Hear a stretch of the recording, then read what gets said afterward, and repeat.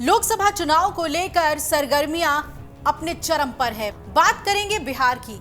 बिहार से शुरू हुआ इंडिया अलायंस दिल्ली पहुंचकर भी महागठबंधन की छत्रछाया से बाहर नहीं निकल पाया है। इंडिया अलायंस की कमान संभालने जा रही कांग्रेस को बिहार में अपनी सीटों के लिए राष्ट्रीय जनता दल यानी आरजेडी के सामने गुजारिश करनी पड़ी, लेकिन रिजल्ट शून्य रहा। लोकसभा चुनाव 2019 में बिहार में कांग्रेस की जीती इकलौती सीट पर ही कांग्रेस की बात मानी गई, बाकी उसे राजद ने अपने हिसाब से दिया। पहले बेगूसराय लिया, फिर औरंगाबाद, उसके बाद पूर्णिया भी। अब वाल्मीकि नगर, कटिहार भी राजद के खाते में जाने की बात सामने आ रही है। राजद अध्यक्ष लालू प्रसाद यादव और पूर्व उप मुख्यमंत्री तेजस्वी यादव ने जिन प्रत्याशियों को राजद का सिंबल दिया, उनसे लौटाने को राजी नहीं हुए। अब दिल्ली में 11 बजे अंतिम बैठक कर महागठबंधन बिहार में सीट बंटवारे की घोषणा को तैयार थी। आज दिल्ली में इस सीट शेयरिंग को लेकर अहम बैठक हुई। बिहार प्रदेश कांग्रेस के अंदर अजीब सी एक बेचैनी देखने को मिल रही थी।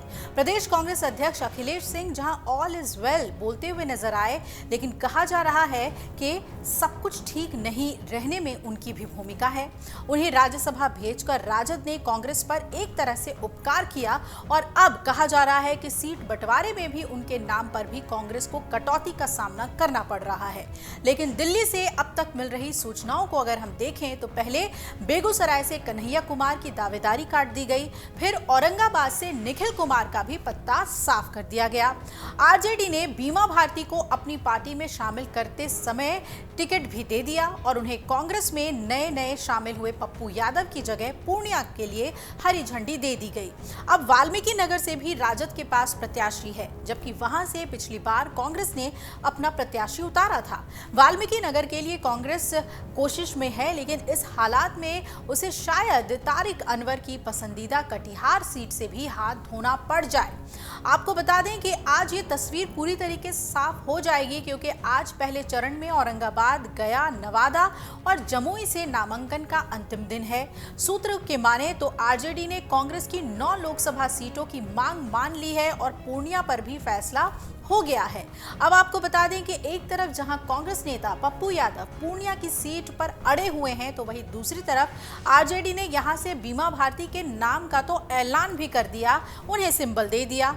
अब आपको बता दें कि इससे पहले एक तरफ आरजेडी जहां कांग्रेस को 8 सीटें देना चाहती थी, वहीं दूसरी तरफ देश की सबसे पुरानी सियासी पार्टी बिहार में 9 सीटों की मांग पर अड़ी हुई थी।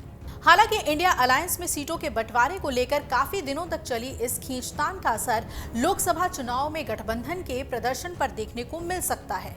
अब आपको बता दें कि एनडीए में पहले ही सीट शेयरिंग हो चुकी है और प्रत्याशियों का ऐलान भी हो चुका है। बिहार में इस बार बीजेपी 17 सीट, जेडीयू 16 सीट पर और चिराग पासवान के नेतृत्व वाली लोक जनशक्ति पार्टी रामविलास पासवान 5 सीट पर चुनाव लड़ेगी। वहीं सीट बंटवारे को लेकर हुए समझौते में एनडीए में शामिल केंद्रीय मंत्री पशुपति पारस के नेतृत्व वाली राष्ट्रीय लोक जनशक्ति पार्टी के दावे को नजरअंदाज किया गया था और उन्हें एक भी सीट नहीं दी गई थी।